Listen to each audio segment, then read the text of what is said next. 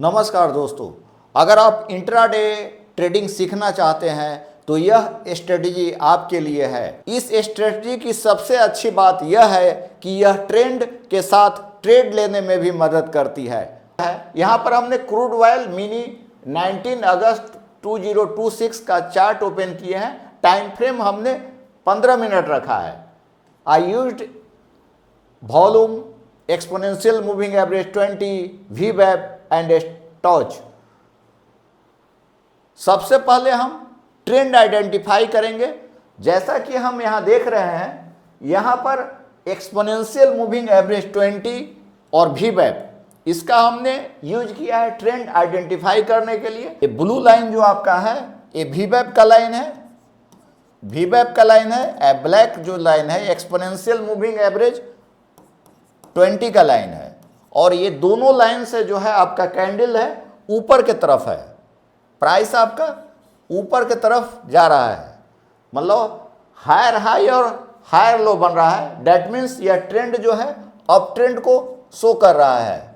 सबसे पहले हमको ट्रेंड पहचानना है तो बाई का तभी सोचेंगे जब VWAP and exponential moving average 20 के लाइन के ऊपर कैंडल हो। जैसा कि आप यहां देख रहे हैं, यहां पर आप लोग देखिए तो VWAP एक्सपोनेंशियल मूविंग एवरेज 20 के ऊपर कैंडल 15 मिनट के टाइम फ्रेम पर देखा है तो ट्रेंड कंफर्मेशन हो चुका। हमको जो एंट्री करना है, यहां पर जो हम मल्टीपल टाइम फ्रेम का यूज करेंगे एंट्री के लिए। हम यहां पर हम मल्टीपल टाइम फ्रेम का यूज करेंगे। तो एंट्री के लिए जो हम है 5 मिनट टाइम फ्रेम का यूज कर रहे हैं। एंट्री के लिए हम 5 मिनट टाइम फ्रेम का यूज कर रहे हैं, जबकि ट्रेंड आइडेंटिफाई जो हमने किया है, जबकि ट्रेंड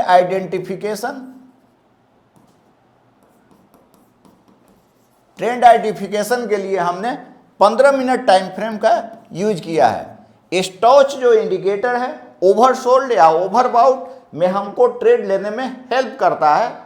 तो आइए हम देखते हैं। जैसा कि यहाँ पर हमने स्टॉच इंडिकेटर का यूज किए हैं, इसको हम एंट्री के लिए यूज कर रहे हैं। आइए हम इसको हम चेंज करके 5 मिनट का टाइम फ्रेम में देखते हैं। टाइम फ्रेम आपका 5 मिनट है। अब हम यहाँ फोकस कर रहे हैं, यहाँ पर ये दोनों ऊपर है। 5 मिनट के टाइम फ्रेम में भी ट्रेंड अप ही यहाँ शो कर रहा है। एक्सपोनेंशियल मूविंग एवरेज 5 और 20 के ऊपर कैंडल क्रॉस ओवर हुआ है। अब यहाँ पर हम स्टॉच इंडिकेटर जो लगाए हैं, सेम सेटिंग हमने रखा है 14, 1 एंड 3 का, बाय डिफॉल्ट सेटिंग है। अब यहाँ पर हम लोग देख रहे हैं, जहाँ पर देखिए यहाँ पर, तो यहाँ पर ओवरसोल्ड जोन में था। यहाँ पर स्टॉच जो इंडिकेटर का वैल्यू है करीब 15 के करीब है, 20 के नीचे है। दिस वन बिलो 20 है starch indicator. That means oversold zone में है। तो यहां पर आप जो है एक बुलिश कैंडल बना हुआ है, ये काफी बड़ा बुलिश कैंडल बना हुआ है। ये बुलिश कैंडल फॉर्म हुआ है और यहां पर वॉल्यूम भी काफी ज्यादा है। इस कैंडल पर जो वॉल्यूम है करीब 180 के करीब वॉल्यूम है।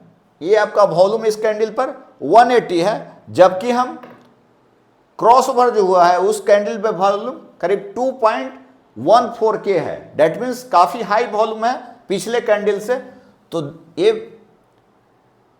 बुलिश कैंडल के साथ आपका वॉल्यूम के साथ ब्रेकआउट किया हुआ है। यहां पर रेंज ब्रेकआउट हुआ है, रेंज ब्रेकआउट हुआ है, वॉल्यूम के साथ रेंज ब्रेकआउट हुआ है। Range breakout with high volume. तो हम जो है इस कैंडल को क्लोज होने के बाद जो है इस कैंडल पर बाई साइड में हम ट्रेड लेंगे।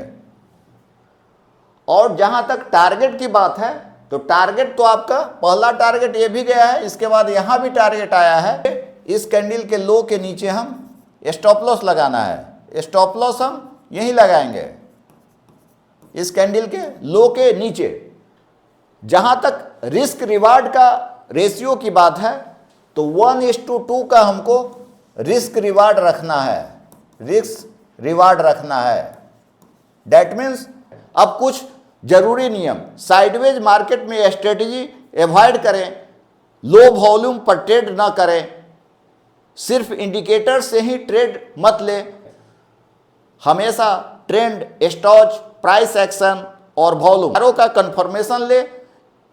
यह इस स्ट्रेटजी की ताकत है। अगर आपको यह स्ट्रेटजी पसंद आई हो तो वीडियो को लाइक, कमेंट्स एंड चैनल को सब्सक्राइब एंड फॉलो करना न भूलें।